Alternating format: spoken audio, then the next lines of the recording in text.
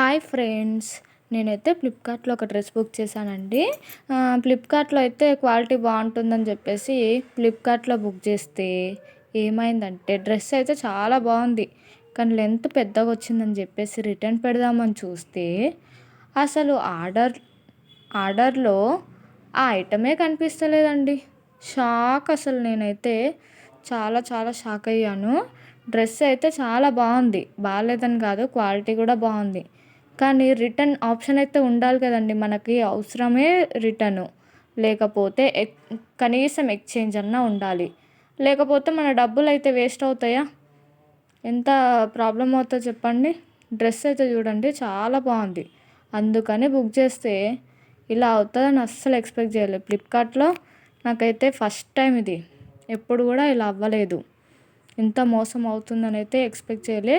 పోనీలే కస్టమర్‌కి కాల్ చేద్దాము అంటే అది ఏ ఆర్డర్ అయితే ఉంటదో దానికి మాత్రమే కస్టమర్ కేర్ అనేది వర్క్ అవుతది.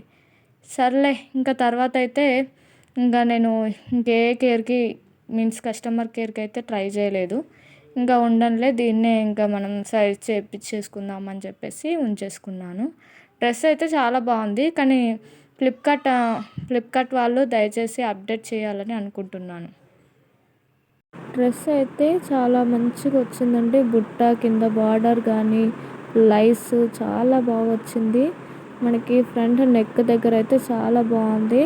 ఇంకా చూస్తే కూడా చెప్పేస్తాం మనము ఈజీగా. డ్రెస్ అయితే చాలా బావుంది. స్క్రీన్ వేసుకుంటే రికార్డింగ్ అయితే చాలా చేశానండి. చాలా దాంట్లో అసలు ఎంత కనిపించట్లేదు. స్మూత్‌గా, అదైతే మీకు సాఫ్ట్‌గా ఇక్కడ ఉందో. పెట్టాను ప్రూఫ్.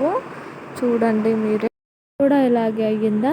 అయితే ఏ విధంగా మీ ప్రాబ్లమ్‌ని సాల్వ్ చేశారో కామెంట్ చేయండి. Thank you for watching my video. Bye.